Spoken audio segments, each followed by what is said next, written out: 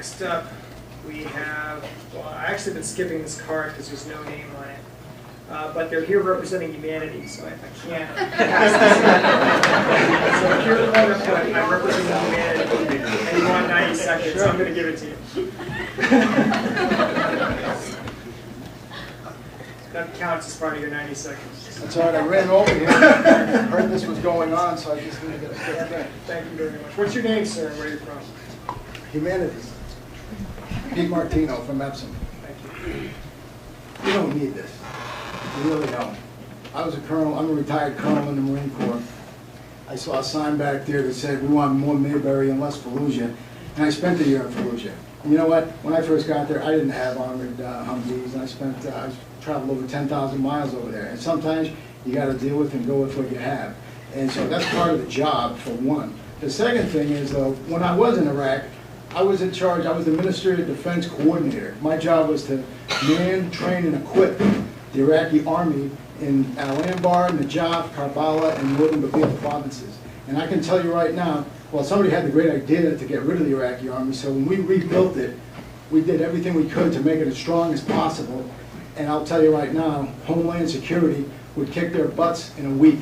What's happening here is we're building a domestic military because it's unlawful or unconstitutional to use American troops on American soil. So what we're doing is we're building a military. My best friend, who's a SWAT officer in Nashua, who came to Iraq with me to train the Iraqi police, sent me an email with a picture of him in the media on the streets of Watertown, Mass, wearing the exact same combat gear that we had in Iraq, only it was a different color. And the way we do things in the military is called task organization. You take a command and then you attach units to it in order to accomplish the mission. What's happening is Homeland Security is pre-staging gear, equipment, consistent. What they're trying to do is use standardized vehicles, standardized equipment. I saw a picture in the Boston Globe during the marathon bombing where there was a state police officer, actually there were two officers, they both had identical helmets, flak jackets, weapons, everything I wore in Iraq, only it was all blue. The officer on one side had a big patch on his back that said Massachusetts State Police.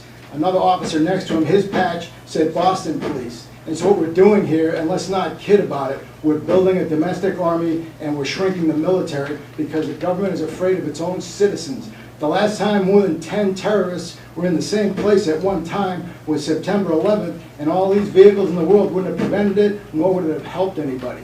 So I don't know where we're going to use this many vehicles and this many troops. Concord is just one little cog in the wheel. We're building an army over here, and I can't believe that people aren't seeing it. Is everybody blind? That's all. I'll take it.